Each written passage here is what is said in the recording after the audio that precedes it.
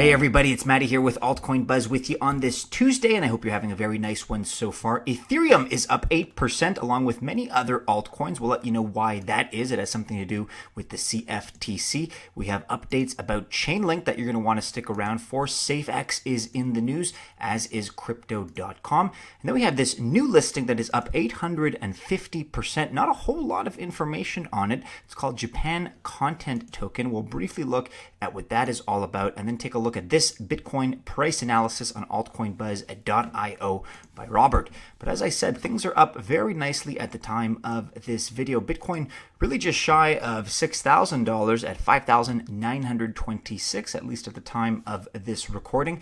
I mentioned Ethereum. It's up over 8% on the day, sitting at just under $177. And a lot of projects up really a handful of percentage points in what can only be described as a green sea.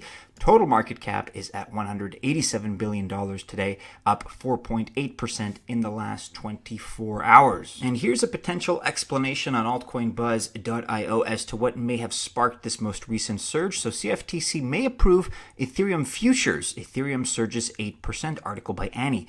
The next step to Bitcoin Futures, the CFTC might be interested in looking at viable options regarding Ethereum Futures. This will also help them to put a regulatory stronghold on Ethereum. So the U.S. Commodities Futures Trading Commission, the CFTC, is willing to approve Ethereum futures contracts provided they receive relevant applications which tick all the required boxes. Quote, I think we can get comfortable with an Ether derivative being under our jurisdiction, said the CFTC insider.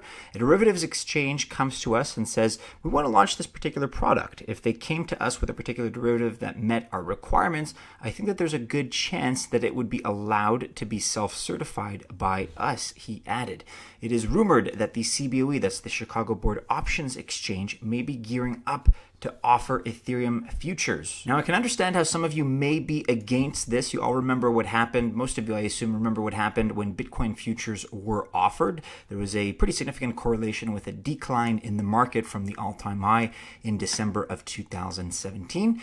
Nevertheless, the CFTC has been showing an interest in Ethereum since last year when, on the 11th of December, 2018, it rolled out an RFI to seek public comments on Ethereum's mechanics and markets in order to better inform the Commission's understanding of the technology, mechanics, and markets for virtual currencies beyond Bitcoin, namely Ether and its use on the Ethereum network. And that RFI, that request for information, consisted of 25 questions, which covered these categories: purpose and functionality, technology, governance, markets and oversight, regulation, cybersecurity, and custody. Let us know what you guys think about this development. As Annie points out, the Bitcoin futures might have caused the bull run of 2017. However, it might have also led to the price decline of Bitcoin when the price dropped from about 20,000 USD to 6,200. You can read about this from another perspective as well on coinspeaker.com, article from the 7th of May. CFTC ready for Ethereum futures. Will ETH price rise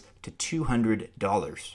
Taking a look at this article quickly on decryptmedia.com now. Who's using Chainlink to connect smart contracts to the real world? The Decrypt canonical list. Chainlink's platform enables smart contracts to respond to actual events, a key requirement for a secure and effective Web3. Here are its major partnerships. So back in March, Chainlink CEO Sergey Nazarov told us the project had more than 21 partnerships in the bag. But we've since found there are at least 30 companies using, testing, or proving its Oracle service. Here's our canonical list. There are a whole bunch of these guys. I'm going to have to invite you to go through them at your own leisure. But just to name off a few here, you have Accord Project, Bodhi, Brave, Newcoin, BZX, Seek, I'm assuming that's how you pronounce it, Seller, of course, ClinTex, Data Sports Group, ETHA, Factum, GameDex, Hydrogen, Kaiko, Kaleido, Catalassos, Market Protocol, and more. So for information on all these partnerships individually and the ones that I wasn't able to get to, again, over 30 here that are associated with Chainlink, check out this article on decryptmedia.com. We're going to link to it in the description below. You can also read about Chainlink here on captainaltcoin.com. Chainlink price prediction 2018. This could be the year of the Oracle early May update. This from a few days ago on the 1st of May, 2019. And now on Safe.exchange, we have an update with what the Safex development community is doing. This from the 6th of May, 2019. Safex Development Community Program. This week, we're launching a brief application form for those of you who want to participate in depth with feedback and testing of our software.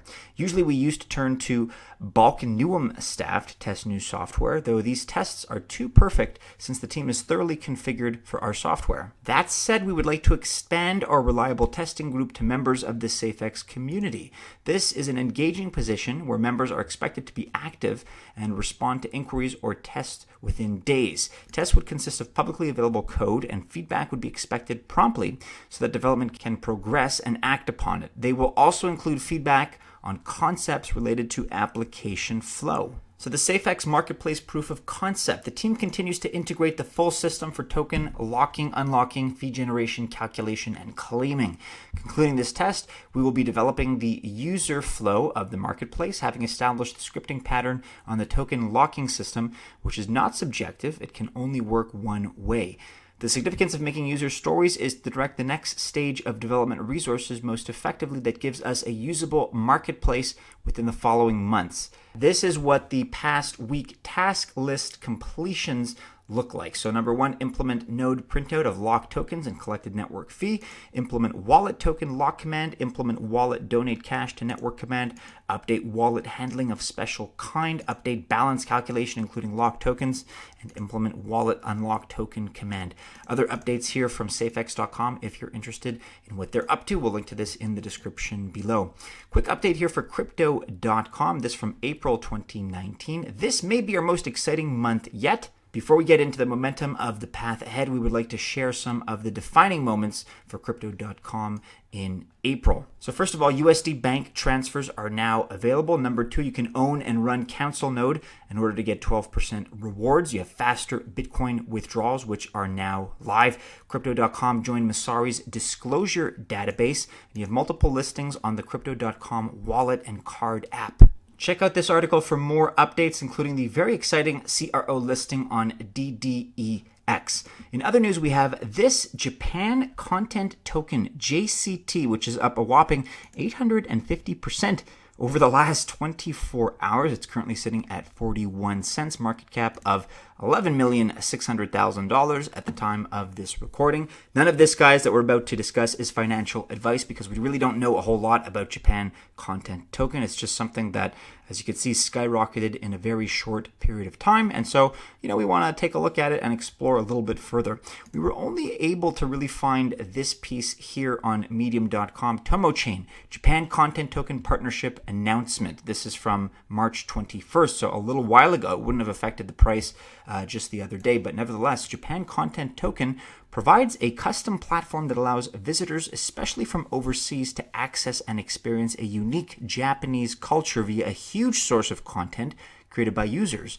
Then all contents will be featured in their application called Bloomcast. Everyone from various backgrounds can create and manage channels to generate content and interact with their friends and fans.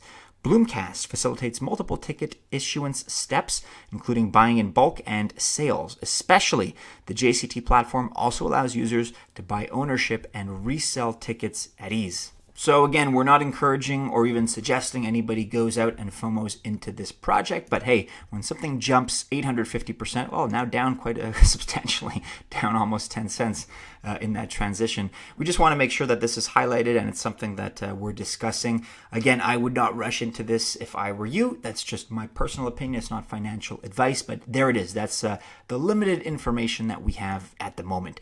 Finally, today, guys, we have this piece on altcoinbuzz.io, and in fact, I'm just going to tease it because we're running a little bit long, but if you're interested in a Bitcoin price analysis, Robert contends that the bulls are still here.